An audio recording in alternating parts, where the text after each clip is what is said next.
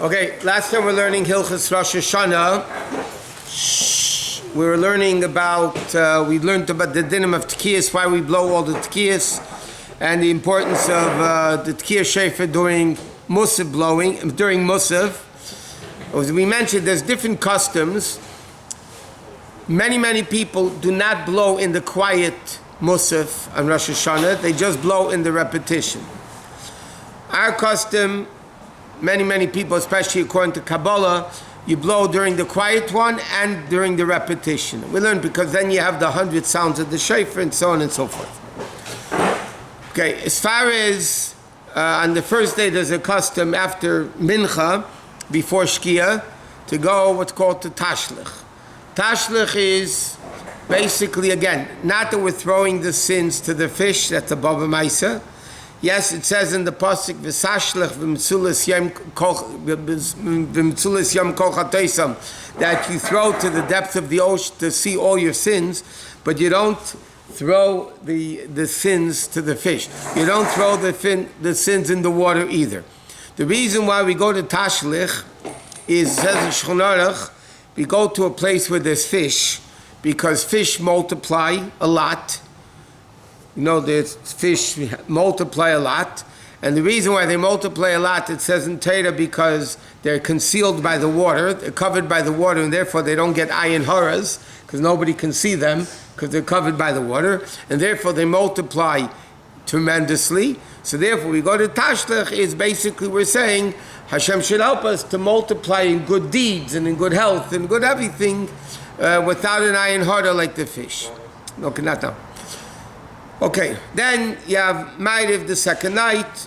Now, other thing is like this. What? Have a Nagila? Ne'ilah, we got time for that. Now, generally speaking, in Israel, there's 1 day Yom Tov. Outside of Eretz Yisrael, we have 2 days Yom Tov. Why? Because we don't know. In the time of the pre-Gemara, by the way, they didn't know what day Rosh Chodesh could be. Rosh Chodesh could be 1 day or the next, and they didn't know, so therefore, out of doubt, they would keep 2 days Yom Tov.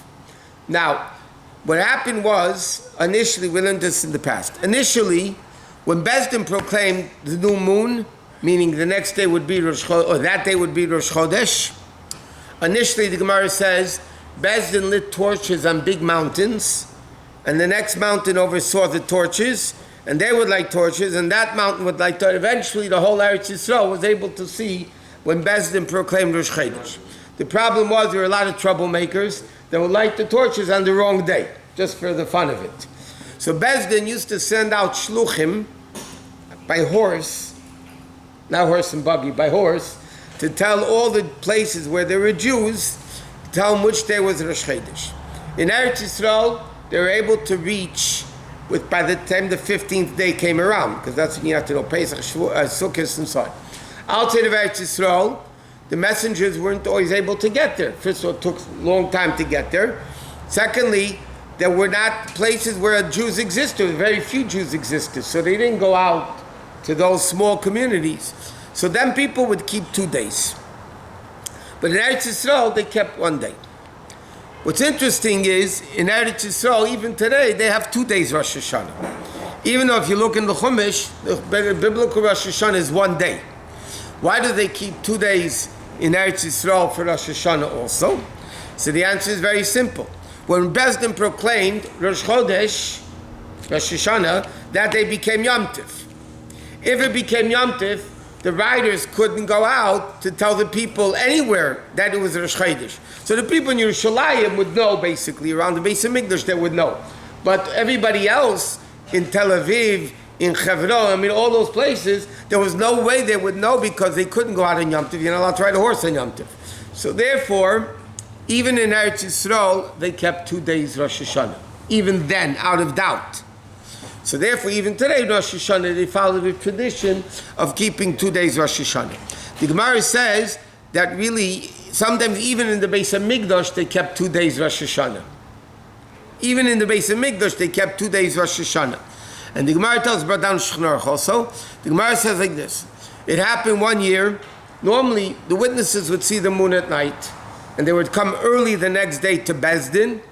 Bezdin would, in the morning, already proclaim Rosh Chodesh and not Rosh Chodesh. If the witnesses didn't come, it wasn't. One time, the witnesses were very delayed, and they came late in the afternoon. And they already brought the afternoon korbanos, which was a weekday korban because it wasn't Yom Tov. Then the witnesses popped in. So now Bezdin was faced with a dilemma, even in the Beis Hamikdash. So Bezdin ruled that here, and for all future years, that because the witnesses came after Mincha time, the rest of that day would remain holy, but the real Rosh Hashanah was the next day. So even in the Beis Hamikdash, they sometimes kept 2 days. So therefore, now the question is like this. Every day, every Yom Tif, outside of Eretz Yisrael, we make Shechianu on both days, because we don't know which is the real day. Rosh Hashanah, the Gemara says, and it's not for now, is like one long day. It's not 2 days. Like the first day Pesach, second day Pesach, first day Sukkot, second day Sukkot. It's 2 different days. So each day you make a Shechianu. In Halacha it says, Rosh Hashanah is Yom Arichta, means it's a long one day. So now the question is, practically speaking, do you make a Shechianu on the second night of Rosh Hashanah? If it's one long day, the 48 hours, then you don't make a Shechianu, middle of a day, basically. So now the question is, what do you do on Rosh Hashanah? Do you make a Shechianu the second night, or don't you make a Shechianu the second night? So, one second. There's an argument in Halacha, and the Halacha is as follows. The Halacha is, you do make Shechianu the second night of Rosh Hashanah. You do. Both nights of Rosh Hashanah you say Shechianu. But, so to speak, to play it safe, that when the woman lights Shabbos Yom Tov candles and she's making Shechianu, she should either wear a new dress or have a new fruit. You know that you would have to make a Shechianu on the new fruit, to have it in mind at the time she lights candles. The man, when he makes Kiddush, at the time he makes Shechianu on the Kiddush the second night, you look at the new fruit, and you have in mind that the Shechianu is also going on the new fruit. But halacha is, if you don't have a new fruit, you still say Shechianu the second night. What? In what way is it one long day? Homiletically or halachically? No, halachically. No, halachically it's one day. It has to do with dead bodies, it has to do with a lot of things, with a lot of issues. So why is it 2 days? Why is it one day? Okay, it's not for now. It's very long. So anyway, so now you have, so we do make a Shechianu. Okay, so now you make it, the woman lights Yom Tov candles, she makes Shechianu having in mind the new fruit. The man makes Kiddush, has in mind the Shechianu fruit. Now when do you eat the Shechianu fruit? The first night we learned, you eat the apple dipped in honey after you wash for Hamaitzi. But here, we want to do it as soon as possible to the Shechianu that we made. So therefore, what do?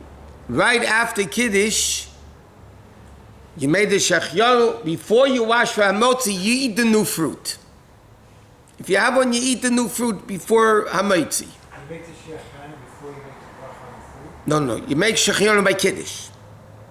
Oh. And you have in mind, it's going for the new fruit.